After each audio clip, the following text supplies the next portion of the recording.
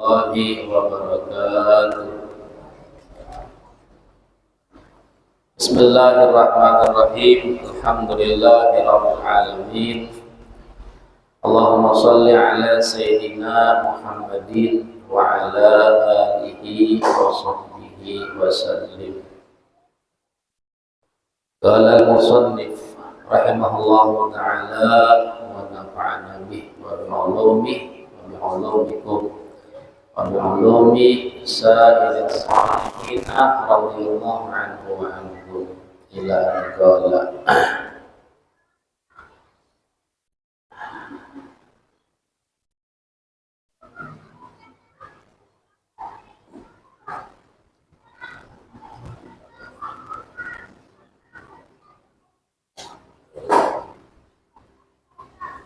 Wa qiyamul laili qurbatun ila Allah ta'ala wa maghfiratun lisayyi'at.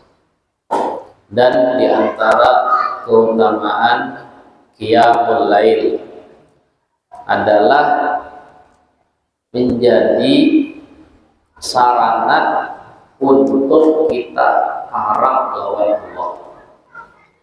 Jadi bila hendak berharap lawan Allah itu di saat qiyamul lail dan menghapuskan segala kesalahan.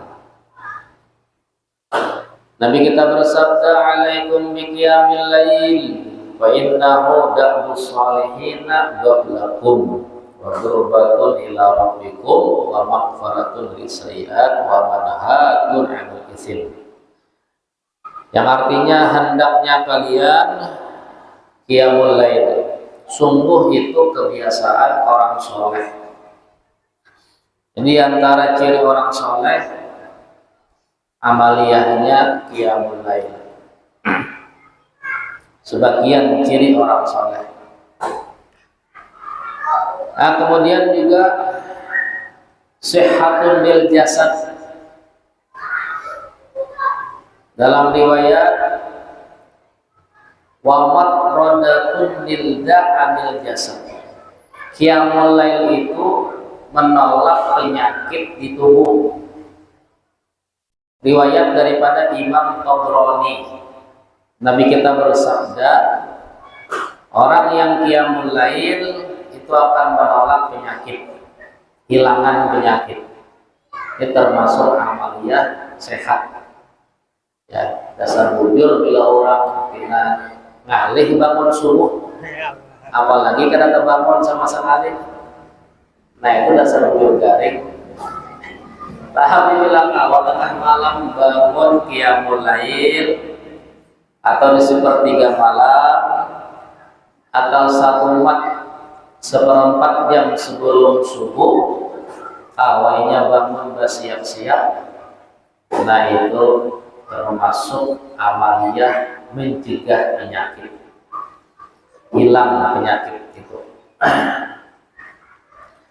Apalagi bila kawa mandi babubui, mandi itu harus babubui. Nah, sedingin-dinginnya bila kawa bangun subuh itu mandi baju dingin. Nah, ini makin sehat awal. Ternyata diteliti, dingin ini termasuk pengobatan. Makanya ada orang di YouTube mau olahragawan pun, imbah olahraga meluruk ke es di kolam, berendam di es. Jadi berendam di baju dingin itu termasuk terapi. Ya, kenapa? Coba imbah dingin itu, tangannya panas, memang kaku, ya, menusuk. Cuma imbahnya tangannya panas, ya, sepertinya apa? Ada terapi di situ. Nah, tapi bila ada tapi kawannya pakai baju dingin, nah ini ada tuh penyakit di awal, ya. Bila ada kawan dingin, nah hati ya semakin tua, kita semakin takutan lawan baju dingin. Kenapa? Ya tadi awak ini kena tapi sehat lagi. Tapi bila awak itu masih sehat, baju dinginnya tak apa-apa. Nah, jadi ini sebenarnya rahasia Qiyamul Lail adalah Nabi kita bersabda akan mencegah segala penyakitnya yang ada di tubuh. Jadi obat.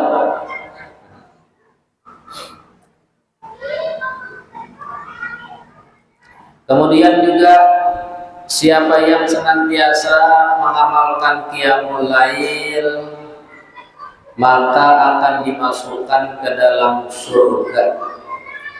Nabi kita bersabda, ayuhan nas, wahai manusia,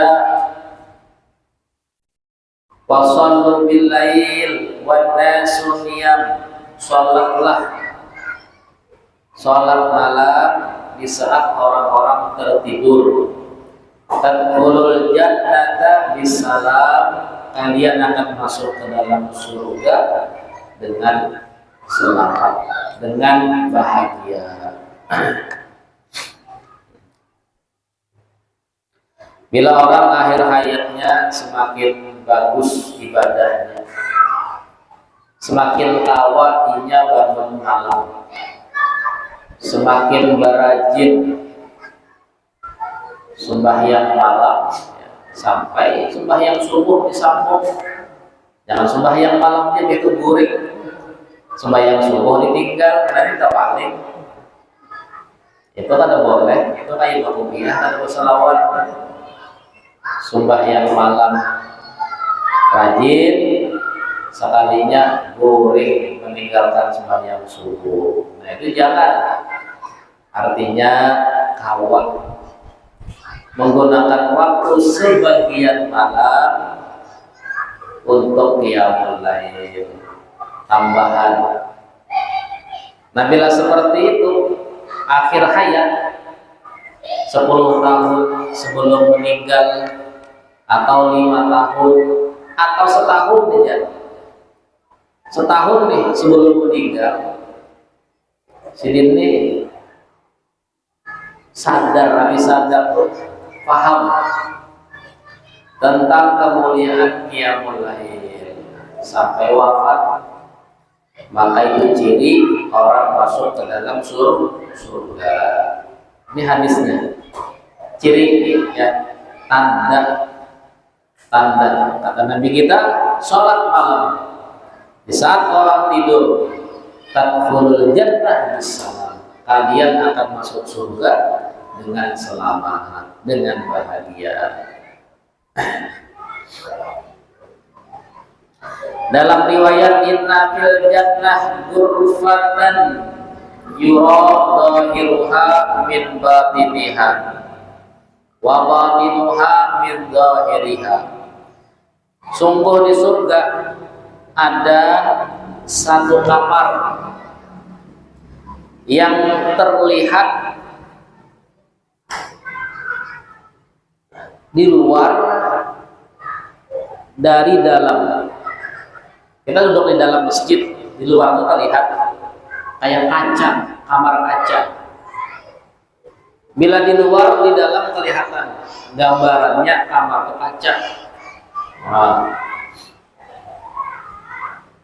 ya bila orang mulai ruangan kaca itu larang. Kenapa?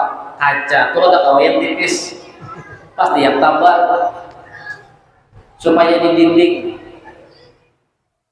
Larang kaca itu daripada beton ini. Karena kaca itu bila diolah dinding pasti yang bagus, yang larang, yang anti pecah, larang harganya. Jadi ada kamar seperti itu, bagus sekali. Nah, liman hiya ya Rasulullah? Sahabat bertanya, untuk siapa itu kamar wahai baginda Rasul? Qala wa bata qa'iman wan nasu niyam, bagi orang yang tidur, orang yang bangun sholat malam di saat orang-orang tertidur.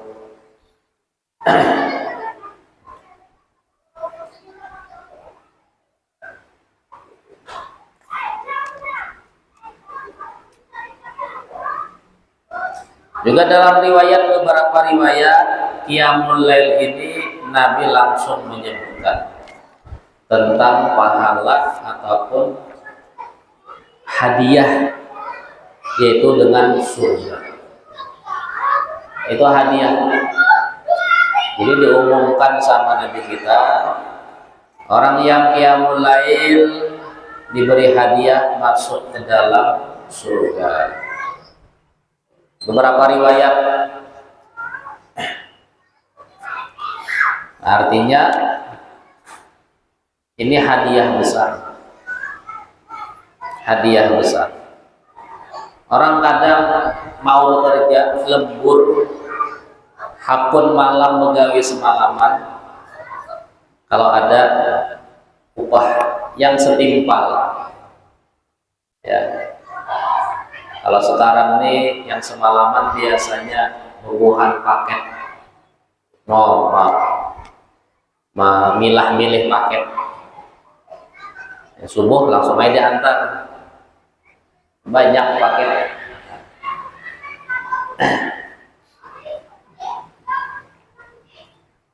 Jadi hakun aja manusia ini kada berguringan kalau ada upah kawa begawi semalaman, ya, kawa begawi semalaman.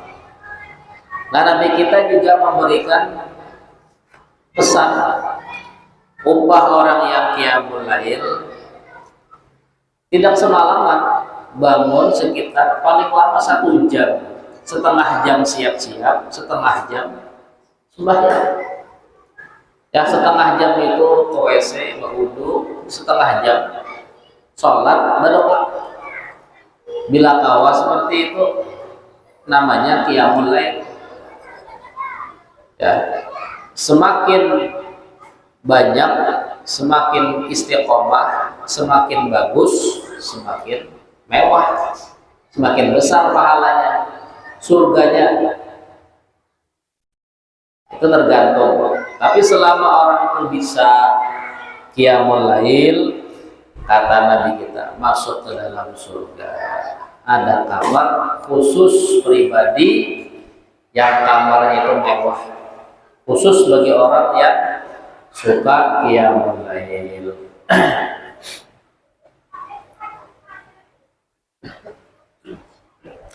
Nabi kita bersabda, wa'alam anna syarafil mu'min qiyamuhu bil lail. Datang malaikat Jibril, ya Muhammad, sungguh kemuliaan orang beriman, ya, keistimewaan orang beriman adalah mereka bisa Qiyamul Lail. Jadi orang beriman itu semakin tinggi pangkatnya, semakin tinggi jabatannya di hadapan Allah.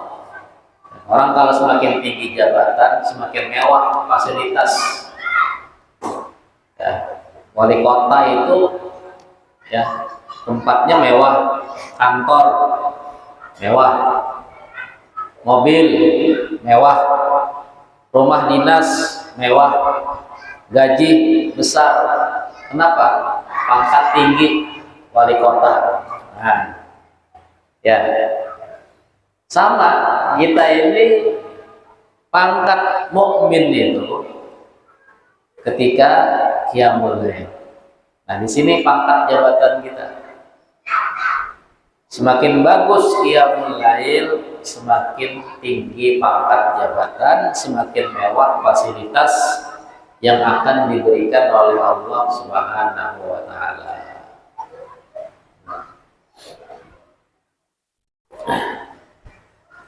Dalam riwayat asyraqu ummati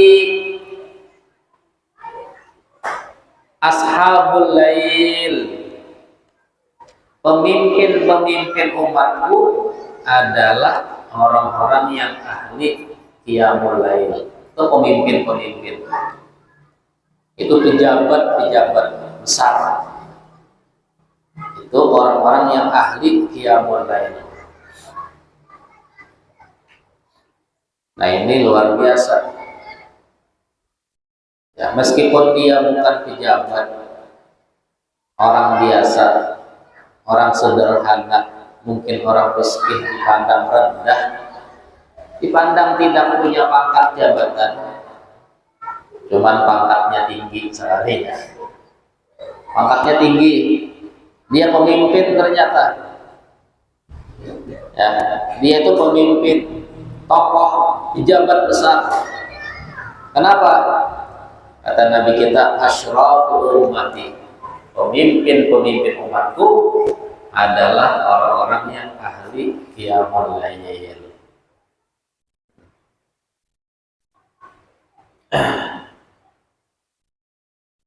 Nah ini dalam riwayat man qama fa shalla fil laili la yakhib, orang yang qiyamul lail tidak akan rugi selama-lamanya. Orang yang qiyamul lail akan mendapatkan anugerah dekat kepada Allah. Ini semakin bagus, semakin dekat, semakin parah. Ya. Dalam hadis, paling dekat keadaan Allah dengan hamba yaitu di 1/3 malam. Itu sudah jarak yang paling dekat. Kalau ibadah-ibadah di luar itu masih agak jauh. Tapi kalau qiyamul lail ini parah banget. Ya. Ya masuk akal juga. Pian bila bertukar tengah malam tuh sunyi warung, langsung aja ada antri. Pom bensin kan, bila tengah malam asal buka sunyi. Tapi bilanya siang maghrib banyak mengantri. Tapi bila tengah malam sunyi kan, ya sama qiyamul lail itu. Orang banyak gulingan sehingga kada antri. Nah, kada antri langsung parah.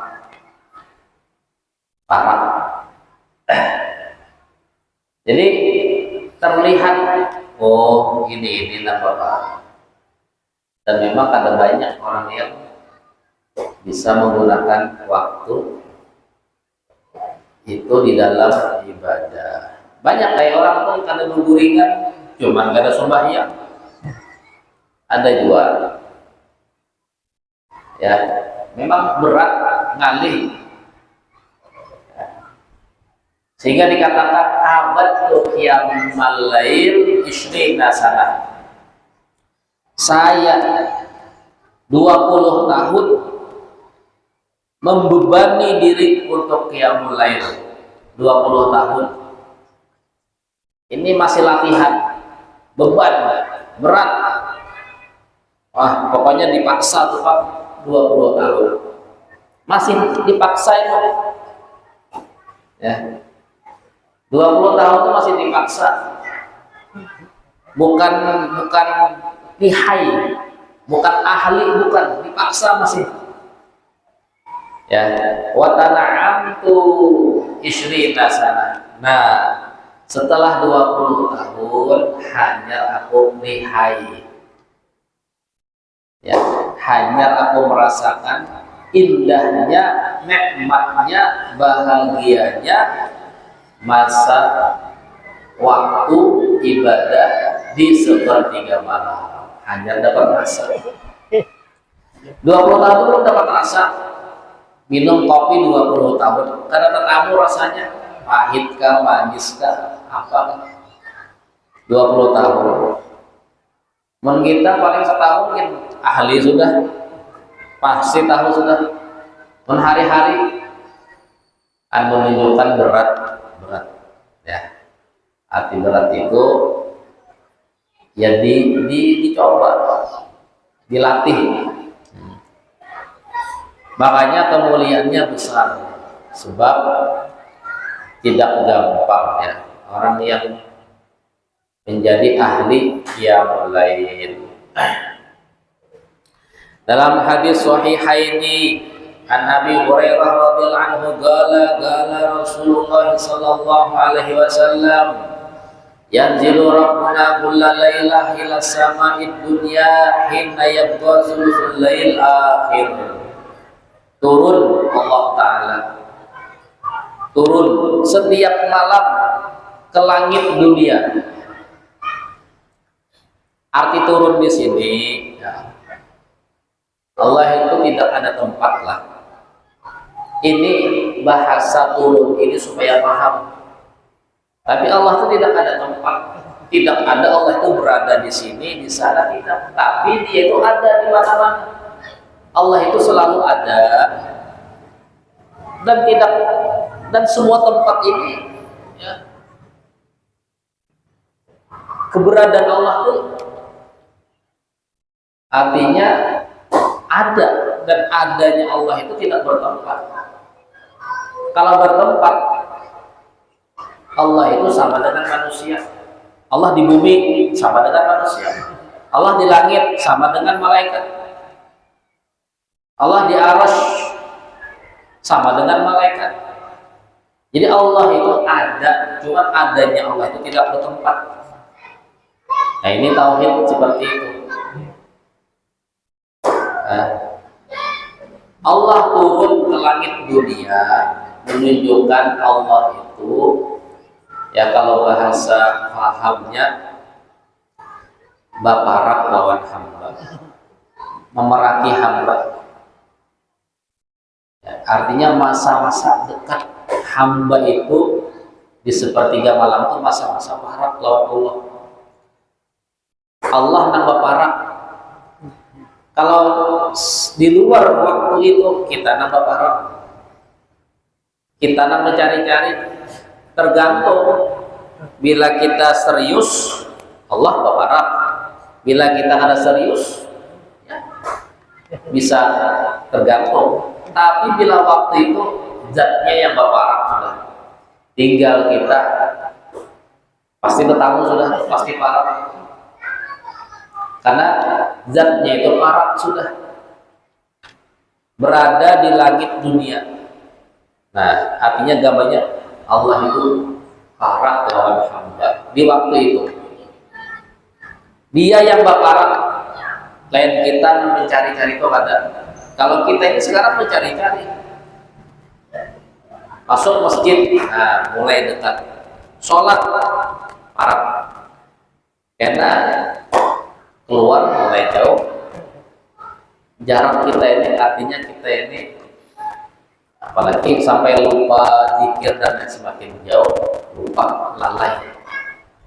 Nah, di bawah zikir dekat lagi dengan Allah, habis zikir jauh lagi, di bawah sholat parah lagi, lupa sholat jauh lagi. Tapi di waktu seperti apa? Nah, ini sudah kita bapak Allah sudah bapak. Ya. Kalau zikir tergantung, bila kita hadir parah, bila kita zikir ada hadir jauh. Tapi qiyamul lail ini sudah kemuliaan Allah Ta'ala, dekat dengan hambanya. Jadi kan usaha lagi wakil-wakil, bila sudah parah itu, bila sudah patuh, pada usaha lagi kita anu pang padayakan pang, pada usaha lagi langsung aja sudah patuh itu. Kalau kita belum patuh itu ya kali aja, pasti pakai perantara, hanya kawan dapat bantuan. Cari keluarganya kah, supirnya kah, lawan panderakan lawan sipir, biar supirnya kalah. Nah, isi kau bantu, karena belum patuh lagi. Tapi bila sudah patuh, berusaha lagi. Nah, ini di waktu sepertiga malam itu gambaran seperti itu. Lalu Allah pun berkata, "Man yad'uni fa astajiba lahu." Siapa yang berdoa kepadaku, aku ijabah. Ini sumpah Allah Ta'ala, janji. Yang berdoa aku ijabah. Man yas'aluni fa'atiyahu. Yang minta kepada aku beri. Man yastaghfiruni fa'aghfir lahu. Siapa yang minta ampun, istighfar, aku ampuni dosanya. Ini peluang dibuka. Allah menawarkan di waktu di luar qiyamul lail kita nak membuka, mengetok pintu. Tuhan, mun berdoa kabulakan. Itu tergantung Tuhan. Mun minta bari, ketok pintu. Tuhan, mun minta ampun, ampuni, tergantung. Tapi di sepertiga malam dibuka lawang. Siapa tadi? Allah menawarkan, "Ini ambil apa yang diminta, ini saatnya." Nah, itu di waktu sepertiga malam.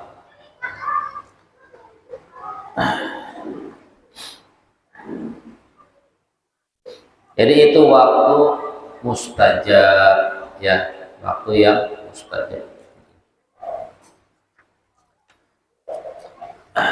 Jadi orang yang qiyamul lail ditulis orang-orang yang banyak berzikir, ya. Dalam riwayat, jika bangun salah seorang dalam rit membangunkan, idza ayqadar rajulu ahlahu minal laili fa shallaya aw shallaratain jami'an kutiba minadz zakirin wa dzakirat. Bila suami membangunkan keluarganya, ini ada hadis. Nabi kita memberikan sebuah keutamaan. Bila suami membangunkan keluarganya, istri dan anak-anaknya dibangunkan, kemudian sholat semuanya berataan, sholat 2 rakaat aja. Nang laki 2 rakaat, nang bini 2 rakaat, kekanakan 2 rakaat, ya. Dahulu para solehin mereka membangunkan kekanakan yang umur yang masih bayi, bukan bayi lah, bayi itu terbangun dahulu. Yang anak halus bayi itu memang wali. Sepertiga malam bangunnya menangis. Jadi kanakan itu memang terbangun terus tengah malam. Kenapa? Bukannya ada tagoringnya tuh wali, kanakan wali. Jadi tahu waktu-waktu mulia, jadi terbangunnya. Nah, kanakan yang umur 5 tahun yang sekolah TK dibangun akan 2. Ada yang 2 tahun yang sudah guring nyanyak dibangunkan. Bila sudah bangun, nah sudah guring pulang. Asal terbangun aja. Kenapa membangunkan kanakan di waktu sepertiga malam? Supaya mulai halus sudah terbiasa bangun di waktu itu. Meskipun nggak ada sembahyang, cuma lampu kuitannya dibangunkan, bangun. Itu sembahyang kuitannya. Itu guring pulang kanakannya. Asal terbangun aja. Nah, mereka mendidik anak, meniatakan anak supaya ganalnya gampang untuk qiyamul lail. Ya. Nah, kata Nabi kita, orang yang membangunkan istrinya, anak-anaknya untuk sholat 2 rakaat ditulis sebagai ahli zikir. Ini orang ahli zikir.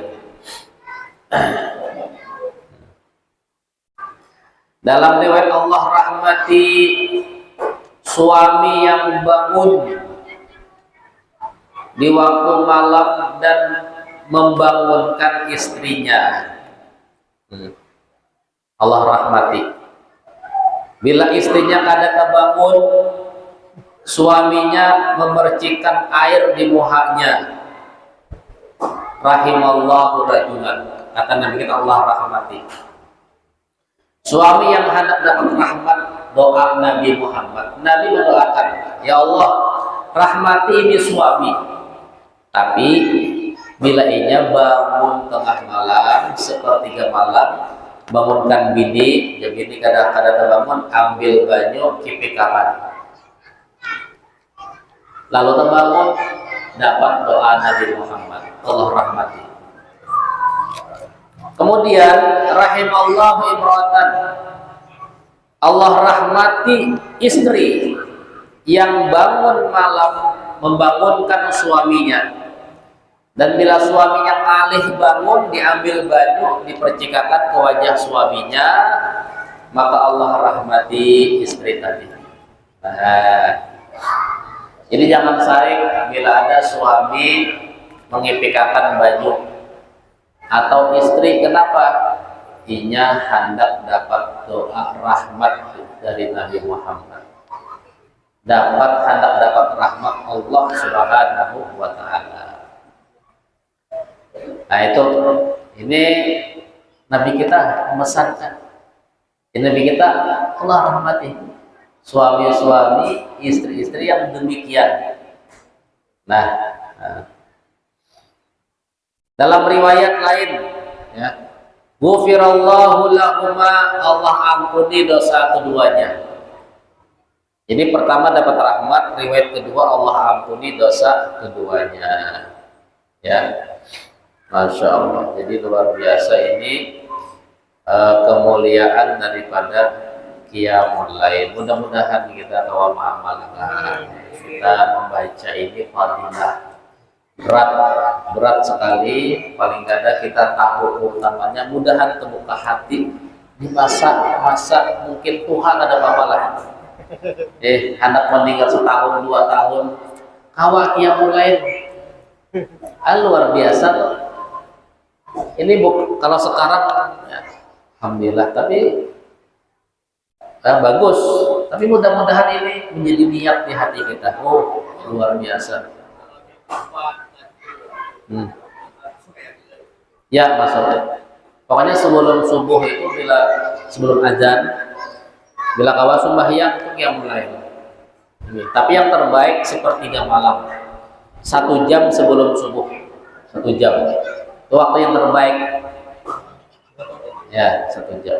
Rabbana fa'na bima 'allamtana rabbi alimna lajin fauna rabbi fakina fakihrana sallallahu ala sayyidina Muhammad wa ala alihi wa sahbihi wasallam. Alhamdulillahi rabbil alamin. Subhanallah bihamdika asyhadu an la ilaha illa anta astaghfiruka wa atubu ilaik. Assalamualaikum warahmatullahi wabarakatuh.